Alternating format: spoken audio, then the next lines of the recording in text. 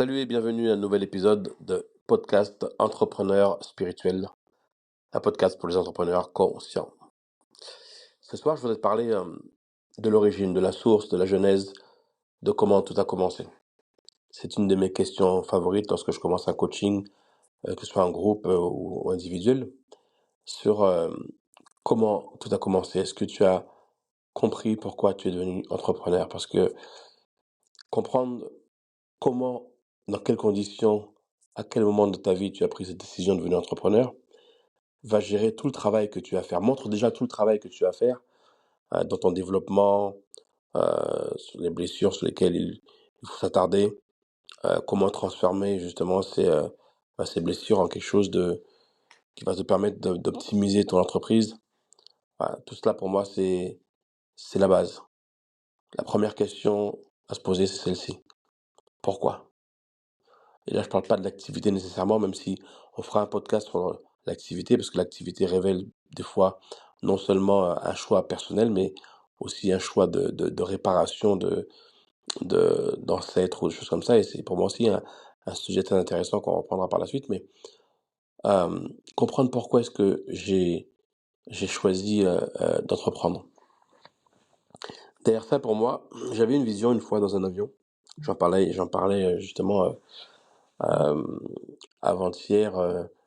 Lors du coaching groupal entrepreneur spirituel avec un entrepreneur en Guadeloupe.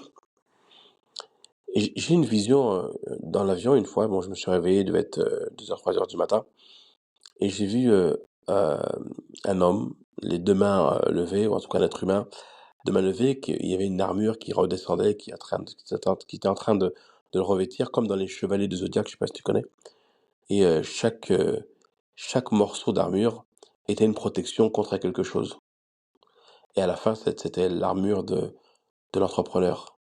Et ça, ce jour-là, j'ai compris que l'entrepreneur, l'entrepreneuriat était bien souvent, alors je ne vais pas dire généralement tout le temps, parce que j'ai pas vu tous les cas d'entrepreneurs qui puissent exister, mais en tout cas, s'il y avait un point commun, c'était ça, c'était le fait que c'était bien souvent utilisé comme une armure, comme une protection, comme une recherche de réparation d'un tort ou d'une blessure.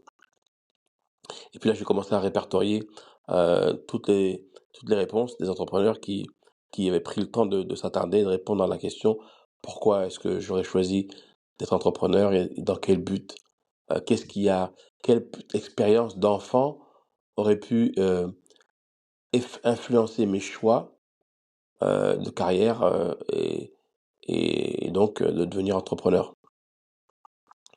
En premier lieu vient la sécurité financière. Avoir grandi dans un foyer où il y avait un manque d'argent, où la carence était vraiment quelque chose de récurrent, ou d'entendre, alors je vais pas dire à longueur de journée, mais très souvent, un des parents ou les parents dire: «Il n'y a pas assez, il n'y a pas, on ne peut pas, il n'y a pas d'argent, on peut pas, on peut pas, on peut pas».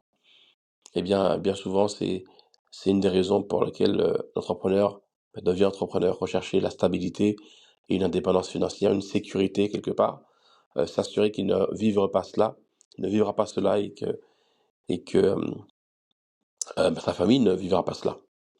Donc là, on a une défense. Voilà, je suis entrepreneur comme ça, je me défends, je me protège de la carence et je ne vivrai plus cette situation. Après, il y a la reconnaissance. Moi, c'était la mienne. De ne pas se sentir valorisé ou reconnu. Dans mon cas, c'était mon père. De ne pas avoir la reconnaissance de mon père.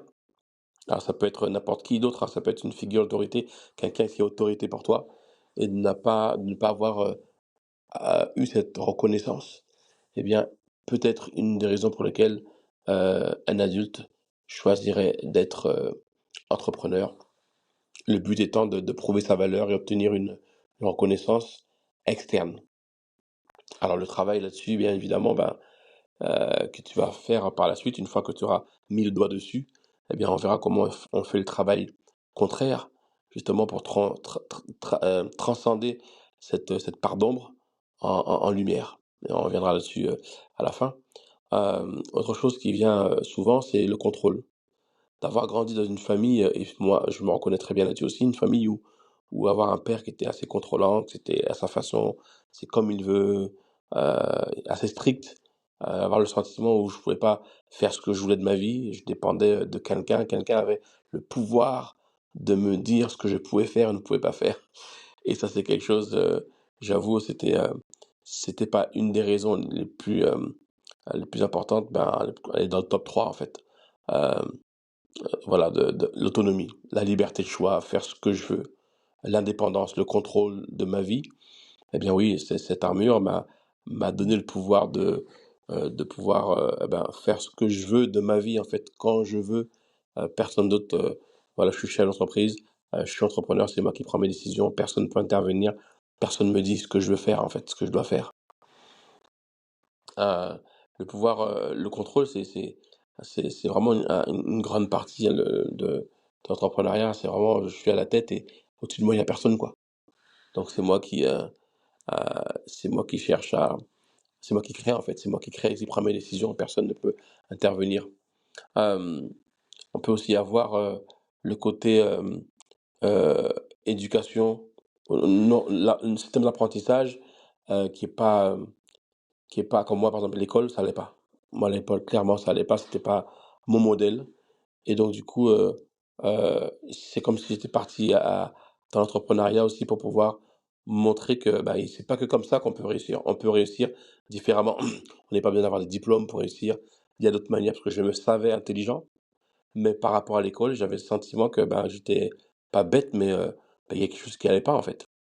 Donc ça a été comme aussi une revanche contre le système éducatif traditionnel euh, et de créer un environnement de travail, un environnement qui était adapté à mes propres besoins et forces. C'est-à-dire que créer un système où, eh bien, dans celui-ci, ouais, j'excelle.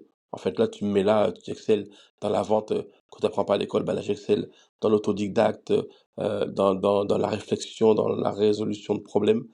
Ben, ça, c'est mon dada. Et de pouvoir créer une ambiance où, ben, là-dedans, j'excelle. Donc, ben, j'ai la confiance, j'ai l'estime.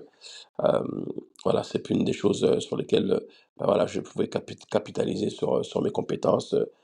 Et plus je progresse, mais plus je me trouve excellent en fait dans ce domaine-là, dans la création, dans la, dans la résolution de problèmes, etc. Donc voilà, donc c'est plusieurs points que j'ai pu remarquer qui revenaient lorsque je posais la question du pourquoi l'entrepreneuriat. Euh, et il y a aussi une dernière chose, d'avoir eu des, euh, des responsabilités très jeunes.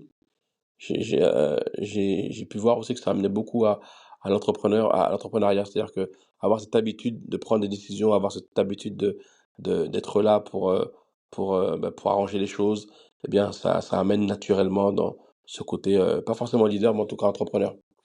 Alors, si c'est bien qu'effectivement, il y a eu le côté où j'ai recherché cette armure, on recherche l'armure, on crée l'armure d'entrepreneur pour pouvoir se défendre. Une fois qu'on a compris pourquoi, eh bien, c'est là aussi que commence le travail. OK, comment est-ce que je change, comment je change ça? Autant que j'ai choisi d'avoir la reconnaissance par l'entrepreneuriat, eh bien, OK, là, je comprends que je dois travailler la reconnaissance de moi-même, en fait. Je dois créer ma propre valeur, je dois travailler mon amour propre. Et donc, du coup, bah, je suis plus dans l'ombre, je suis dans la lumière. En ayant estime de moi, bah, je peux créer authentiquement, je peux créer sans peur, je n'ai plus besoin de biaiser mes résultats. En me rendant compte que je cherche la stabilité financière pour ne pas revivre la carence, eh bien, je travaille l'abondance. Comment est-ce que je connecte à la source et je crée une vie d'abondance? Donc, de découvrir qu'est-ce que j'ai voulu éviter, eh bien, ça me permet de travailler également sur moi. L'autonomie, sentir que je peux contrôler ce qui se passe et que personne euh, ne me donne d'ordre ou de personne n'intervient dans mes choix, eh bien, ça me fait travailler le lâcher prise. Lâcher prise, ne pas vouloir contrôler tout et de me rendre compte que lorsque je ne contrôle pas, lorsque je lâche prise, eh bien, c'est là où je fais un avec tout, là où je fais confiance, là où je peux déléguer et là où je peux également connecter avec l'abondance, là où je suis. Euh, Également dans le côté estime de soi par rapport à l'éducation, par rapport à là où j'excelle, ben, développer une créativité, mais une créativité connectée à la source. Moi, ça m'amène à plus compter sur moi ou mon savoir, mais à canaliser. Là, c'est vraiment entrer une zone totale de lâcher prise et faire un avec la source et depuis là, ben, connecter, depuis là, créer. Ben, ça t'amène à la vulnérabilité, l'authenticité, la créativité. Voilà, donc je t'ai fait un peu le tour sur ce que j'ai remarqué qui revenait souvent lorsque je pose la question, c'est quoi la source? D'où est-ce que tu as commencé à entreprendre? Et de te dire, bah, OK, une bonne nouvelle de mettre le doigt dessus parce que du coup, ça te montre le chemin que tu vas faire peut-être toute ta vie. Parce que c'est pas une fois que tu l'as fait, ça y est, c'est fini, hein. C'est tu travailles toute ta vie, à chaque fois que tu débloques un morceau de cela, eh bien, tu découvres une autre facette de l'entrepreneur que tu es et tu crées différemment, et tu donc des résultats différents et une autre vision de toi et ta conscience qui s'épand à chaque fois. C'est comme si tu passais des niveaux différents de connaissance de toi. Voilà, et bien écoute, on se voit la semaine prochaine pour un prochain épisode Entrepreneur spirituel. À très vite.